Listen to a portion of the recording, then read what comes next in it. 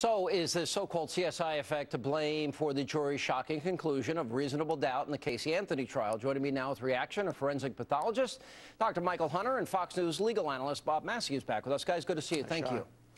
All right, thanks. Well, let me ask you, this is your business. You are a forensic pathologist.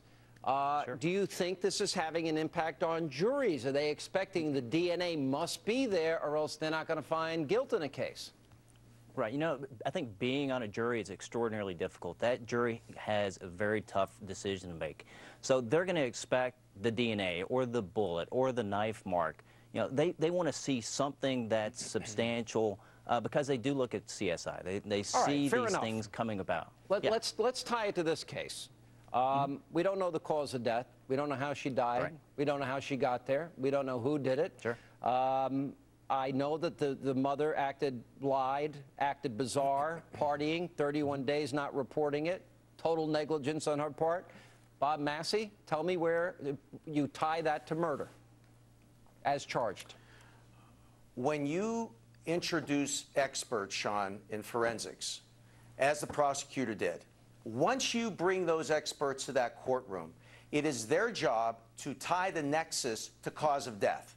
You cannot, if experts on behalf of the district attorney cannot create the nexus on the elements you just said, you cannot go to that jury and say, you now become our expert. And that's essentially why they had a problem.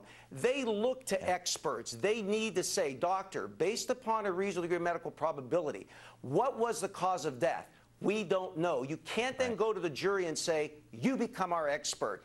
That is too much of a standard for 12 people to be asked to do, and that's why it failed. I think that's extraordinarily well said. Michael, when the coroner cannot give a cause of death, it now opens it up to speculation. When you cannot put Casey anywhere near that scene or anywhere near any of the materials found around the scene, and and you also have your own experts contradicting it, and you're using a whole new area of forensic science that the state of Florida has never used before. Isn't it why aren't people seeing this as the stretch that it is? You know, I think there's some issues that are a stretch. I mean, the chloroform, a stretch. The tape, saying that that's the instrument of the homicide, somewhat of a stretch.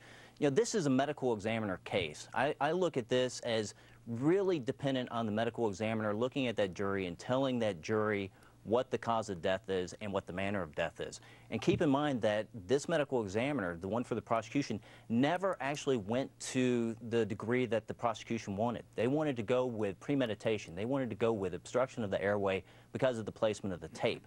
Now, she wasn't going to go there. She basically built, I think, a very strong argument for homicide.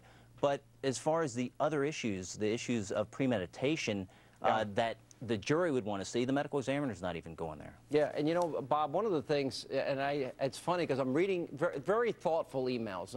I'm not getting mean emails from people, very thoughtful. And people are trying to give me that 5% that I keep asking for. Because after the lie about the nanny Zanny, after the lie about working at Universal, after the lie about the rich boyfriend, after the 31 days, you know, no DNA on the duct tape, no cause of death, nothing to tie her to this. The timeline on the smell in the car was so bad for the prosecution because literally they're giving us people smelling it 5 days before a whole list of people that didn't smell it. And you know, Sean, I'm sorry. Yeah. You know what impressed me with Baez, on his closing? I've always been a belief, I do the civil side law, that a picture's worth 1,000 words. When he put those posters up there, and he had the people about who smelled and who didn't, and then he just took them off one at a time. And then you had 6 other photos of some law enforcement that said they didn't smell. And let me tell you what he did that I thought was interesting. Everybody was wondering, but why did he leave George Anthony's picture up there? Because he didn't want the jury to forget that George Anthony, whether it be true or not, was a player. It was a brilliant, tactical, demonstrative evidence. And if you look at the DA's closing, they didn't use a lot of demonstrative evidence. They brought out the blanket. But Bob, the DA had the prosecutors had the last word.